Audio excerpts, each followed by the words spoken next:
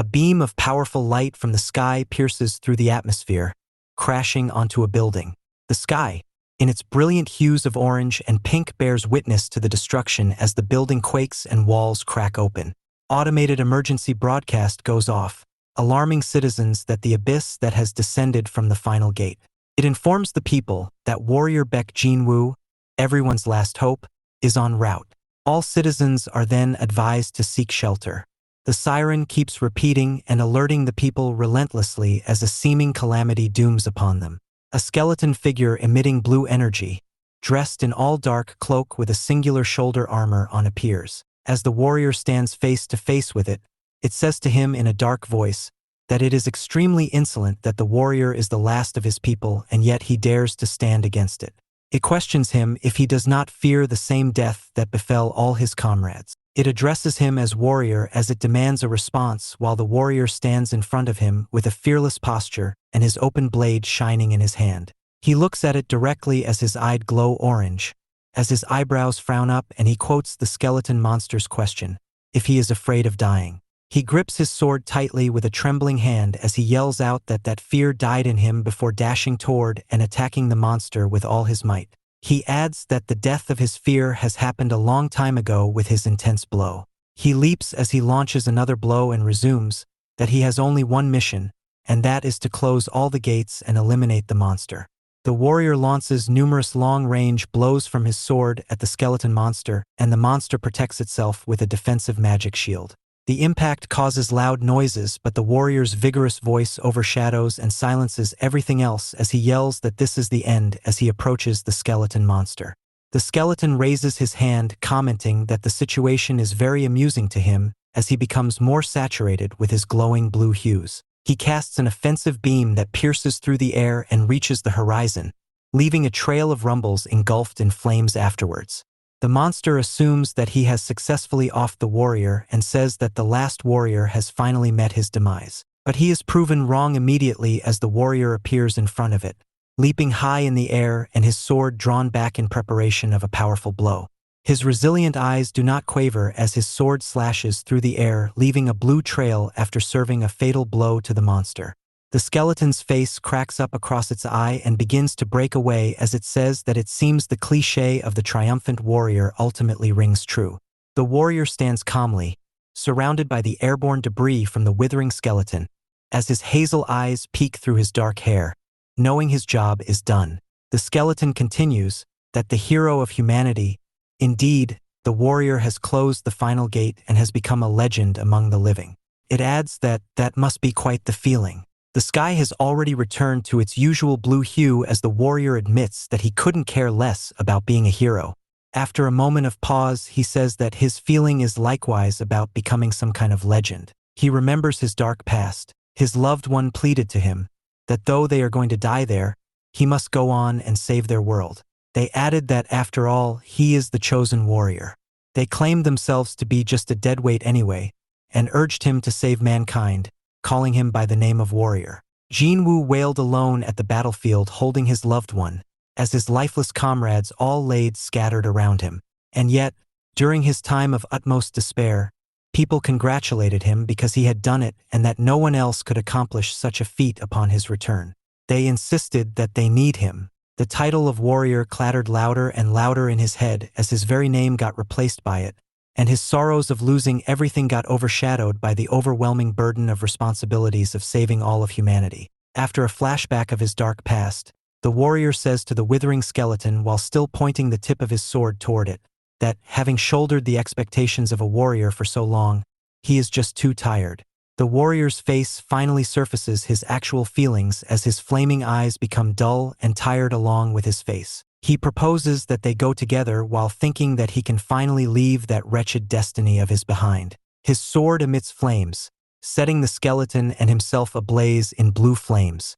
He thinks that he failed to protect those who were most precious to him, all in the name of mankind. Free from the heavy burden of responsibility, he can finally be at peace now. Now that life of his has finally come to an end, he swears to himself that never again will he hold another blade in his hands. After some time in the darkness, sounds of a newborn can be heard. A male voice follows, realizing that the baby is awake, He asks if the little master is awake. He plays peekaboo with the child as the baby opens his eyes and sees an elderly man too close to himself. The man pokes the baby's cheek as the baby is taken by surprise and tried to figure out whether he is under attack. But the baby Jinwoo is certain that he closed the last gate and died and wonders if he was mistaken.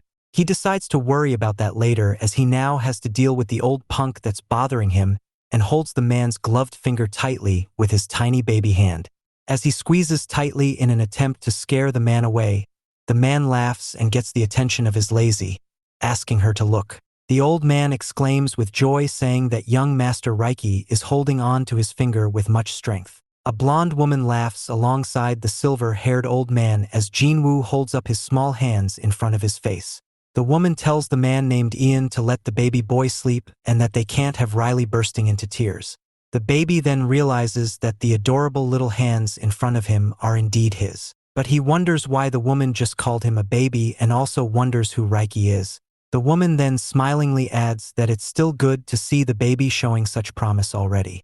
Jinwoo realizes that he has been reincarnated. He lays stunned in his bed, cradled up in a pink blanket, realizing that he has been reincarnated with all his memories from his last life, as the woman says that he is the youngest child of the Epholeta Swordmaster family after all. As the family title catches his attention, another person enters the room. The man with a calm and yet rough face says that he sees that Riley is finally awake. He asks whether the baby is ready to take on his destiny as a swordsman. He approaches the baby as two maids stand in the distance, lowering their gaze. He says that the baby is the youngest son of the Epholeta family, the family known for being the greatest swordmasters in the empire. He says boldly that the gift of the steel is bound to come naturally to the baby. The comments of his all-set density jabs and stabs at his senses as he lays flabbergasted. The people around him claim that they can already see it now, Riley with a sword in hand. One says that they heard his future sword has already been sharpened. Another comments that he will become a fine addition to their family or swordmasters. Riley realizes that immediately after swearing to never hold another sword again, he is reincarnated to a damned family of none other than swordmasters. He wonders what kind of crappy cosmic joke his fate is. Right then he notices the pointy swords looming and swaying on top of him and gets immediate PTSD. He is baffled and wonders who it is that through that it would be a good idea to make a hanging mobile out of swords. He notices that those dangling swords aren't even fake swords and they're absolutely real, and realizes that he is born to a family of absolute psychos. A man with ginger hair notices his panicking sways of hand and excitedly interprets it to be the young master's impatience towards getting his hands on a sword.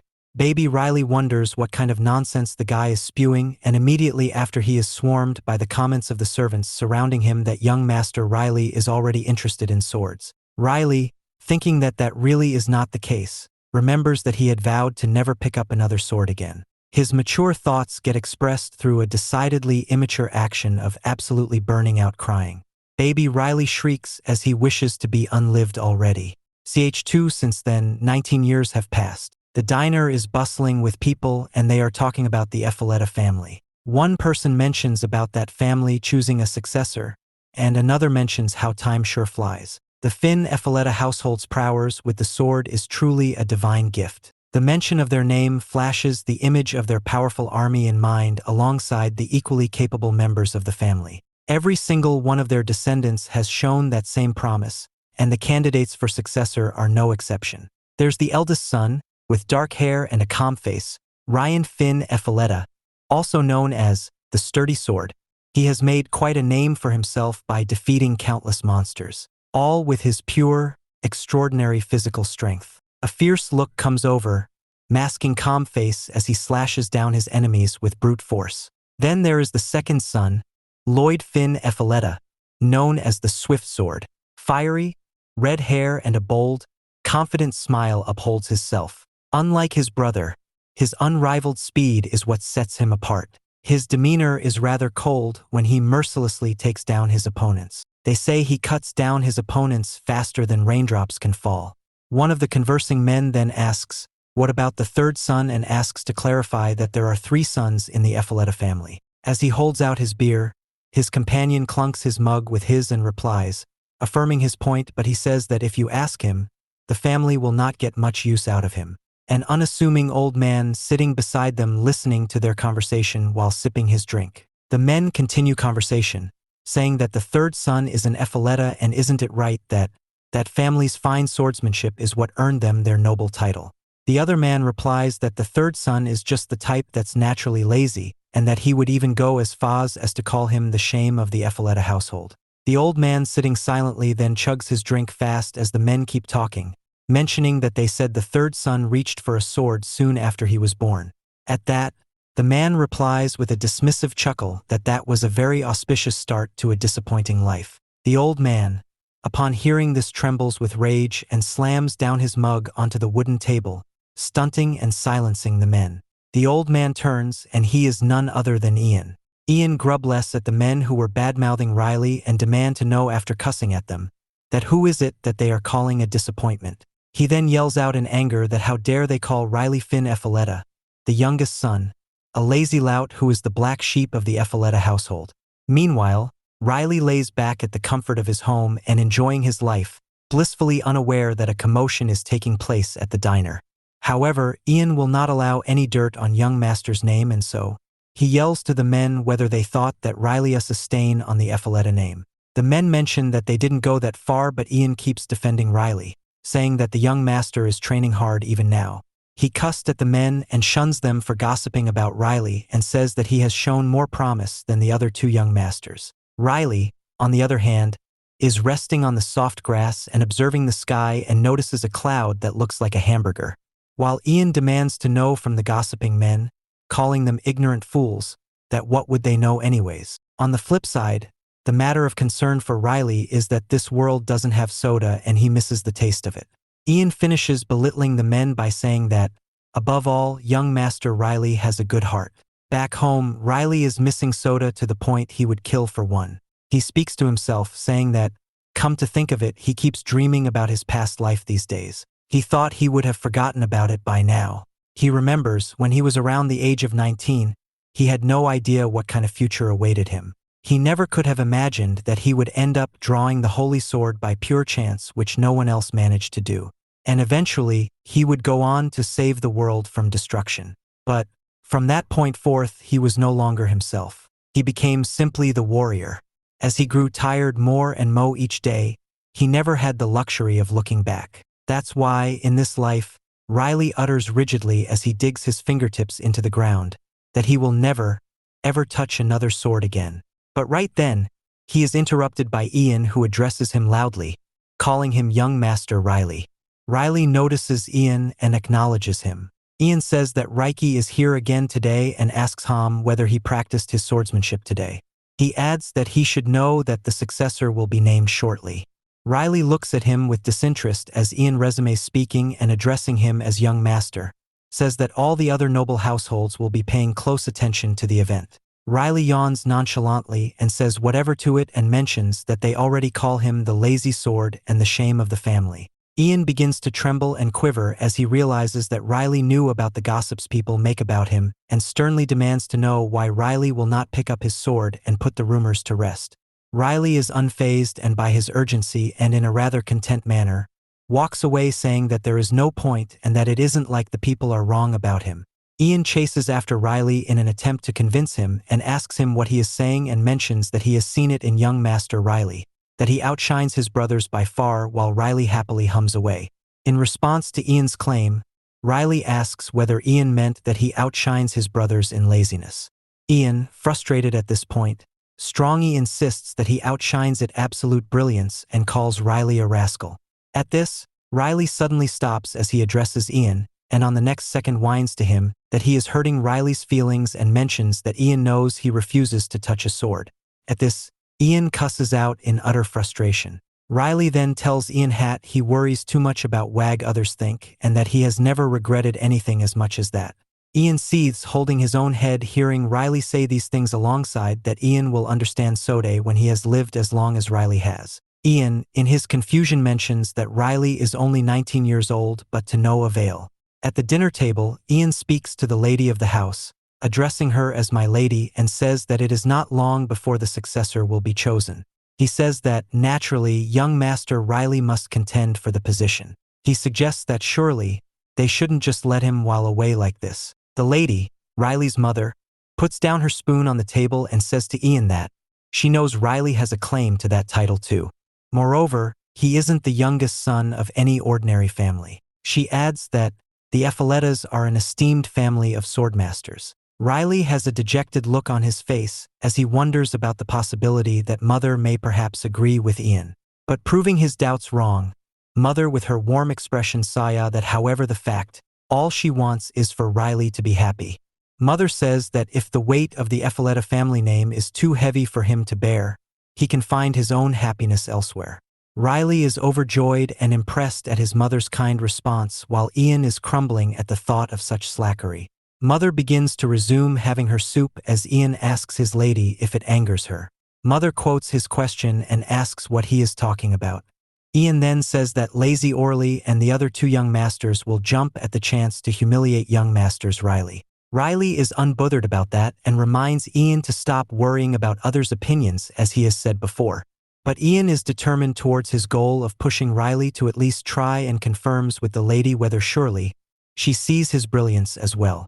Ian then mentions that the young master started talking earlier than anyone else, reminiscing about when Riley suddenly spoke up and said a full sentence that he can finally speak as an infant still in his cradle. Ian had immediately notified the lady of her son's voracious act. Ian mentions how Riley's talents have always far exceeded others, like when he was only 2 years old. An experienced man of 60 years of age who has examined countless people over the course of his life claimed that no one had ever even come close to matching young Master Riley's energy.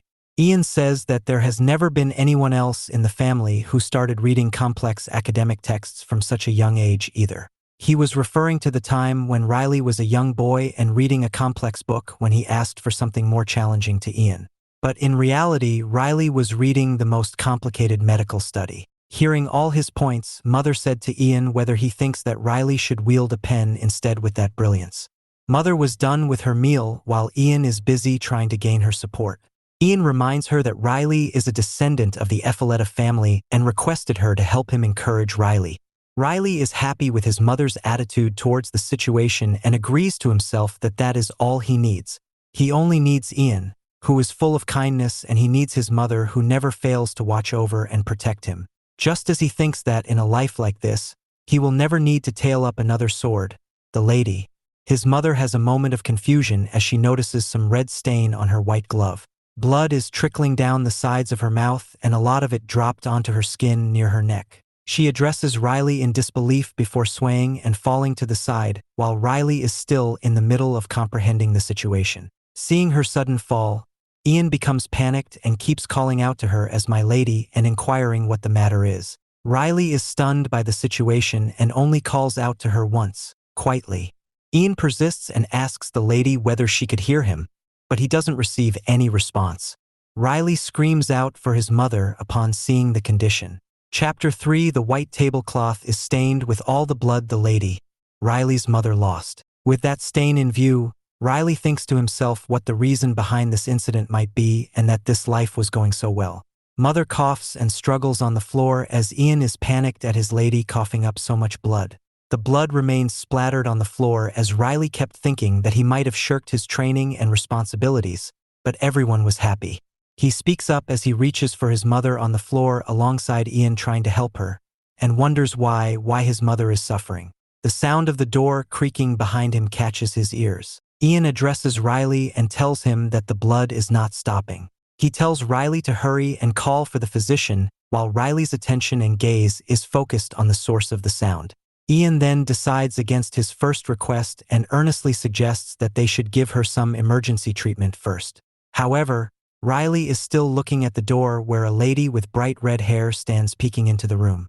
He suddenly hears the woman say that it looks like she will soon have one fewer annoyance. Though it was whispered softly under her breath, Riley heard it clear as day. As the lady's mouth curves into an evil smirk, Riley realizes that the person who poisoned his mother and threatened the peace he treasured so dearly was the first wife of his father, Orly Finn Ephauleta. An image of this vile woman pops into mind, holding her fan and covering her face with her slender gaze in her eyes that are devoid of any warmth. Riley trembles, clenching his fist as he wonders how dare she do this. Ian finally manages to stop the bleeding and stabilize her and lets the young master know that. Riley then tells Ian that he will stay with his mother and for Ian to go and find the physician. Ian hesitates for a moment, inquiring if Riley knows what to do. Riley reminds Ian that he knows him and that he had read the Medicinal Seeds Compendium when he was 5 years old. He then assures him that he will give her emergency treatment and bring her to her room. Mother's body is stained in blood, but she has stopped coughing and looks rather fatigued at that point. Ian agrees, and that says that he will bring the physician as soon as he can. Riley mentions one more thing to Ian, and to Ian's surprise, Riley asks him to also bring his training sword to him with a fiery look in his eyes. After some time of and effort into tending to his mother, Riley puts a wet cloth on his mother's forehead as she rests in her bed. He says that he has done as much as he can, and now, he is interrupted by Ian, who notifies him loudly that he has brought the physician and leads the way. He tells the doctor that the lady fell ill after eating her soup. The physician acknowledges him, then puts on his stethoscope and asks to be allowed to the young master. He checks her pulse and says that judging from her stable pulse, it does not seem to be a deadly poison. He also says that it must have been something that was intended to aggravate her chronic illness. They ask him to clarify what it means, and the physician says that, fortunately, he does not think she is in any grave danger. Riley lets out a sigh of relief as Ian beams and gets teary-eyed in joy. But at the next moment, Riley recalls the comment "fortunately" and thinks that she was vomiting blood and that there is nothing fortunate about it. Riley's gaze becomes cold seeing his mother in such a painful condition. He then asks Ian whether he is thinking what Riley is thinking. Ian agrees and says with a pensive expression that the most likely explanation isn't that someone tried to murder Lazy Iris, Riley's mother. He also mentions that he has confined the maids who were in charge of preparing their meals and assures that the culprit will soon be punished. Riley, with a rather eased expression, says to Ian that he heard something once in a dream of another world, that they had a saying. Ian looks up asking about the saying, and Riley, with a confident smile as he holds his wooden sword to his shoulder, says, "Wake not a sleeping lion." He then thanks Ian for bringing his sword and says that he is off to pay someone a visit. As he walks away, Ian calls out to him, but Riley leaves, instructing him to take care of his mother for him, and slams the door behind him. He thinks as he walks that he only wanted one thing in this life, and that was to live happily with those he cares about. His mother's last image of her smiling warmly at him, from when she was still just alright, flashes to his mind. His veins pop up on his face in anger as he realizes that someone wants to steal that one wish of his away from him, and his mother's image of blood dripping down from her mouth replaces the former one. Just then, he notices Lady Orly and addressing her saying, "Look who it is." He has decided to take up his sword again for that reason. He says with a smile that it is a coincidence seeing her there in the hallway as he was just looking for her. His thoughts resume that he is doing this not to be a warrior or to fight for some great cause, but for his own selfish desire. As he calls Lady Orly, she looks back at him with a sleek gaze. Her facial expression turns rough as she glares at him in silence before turning and walking toward him and saying that it has been too long. She then tauntingly asks him if their young master, the Lazy Sword, doing well. Riley nonchalantly says that she knows him and that he is a bit too healthy, if anything. He then thanks her for her interest in his well-being. Lady Orly clenches her teeth as Riley mentions that his mother quite well too, emphasizing on her more. But Lady Orly quickly changes her demeanor, swishing her hands carelessly in front of her face as she smiles and exclaims, saying, "Oh my."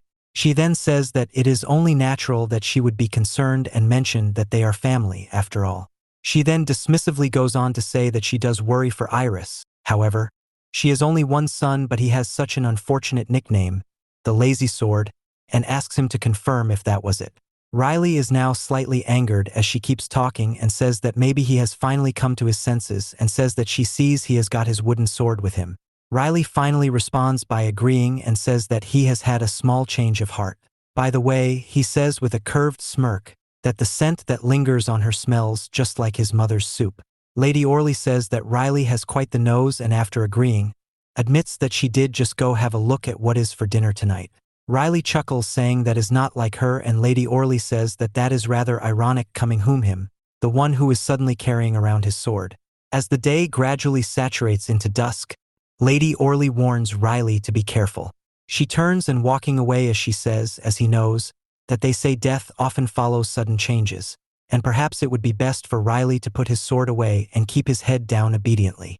She leaves Riley standing alone in the hallway as she mentions that he has done just that always. At night, Lady Orly asks the masked spy what Riley did after that. The man responds by saying after Riley spoke with her, he saw him going to the training grounds. Lady Orly holds her teacup as she quotes the training grounds and mentions that it is a good thing she had him followed. The man responds agreeing with her and said that, however, Riley didn't seem to be very skilled. He had seen Riley fight a dummy with his wooden sword. Lady Orly exclaims at his statement and asked who would expect anything more from the notorious lazy sword.